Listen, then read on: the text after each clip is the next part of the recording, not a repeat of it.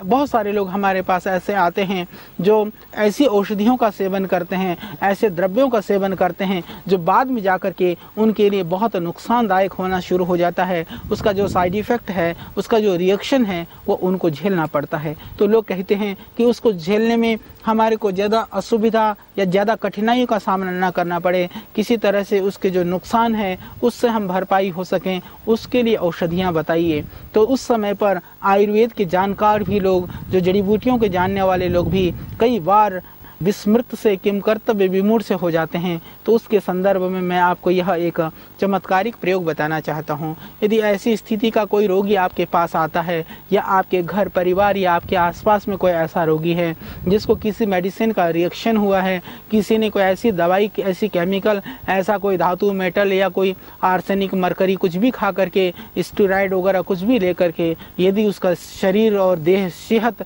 खराब हो चुका है, मेडिसिन के रिएक्शन की वजह से विविध व्याधियां पैदा हो गई हैं, तो अविलंब आपको यह हमारे देश के अंदर जो आयुर्वेद की जो जड़ी बूटियों की दुकान है, पंसारियों के यहाँ भी यह मिलता है, पित्त पापड़ा। पित्त पापड़ा को अविलंब लाइए, ताजी मिले तो रस निकालिए, 2-3 चम्मच रस पिलाइए।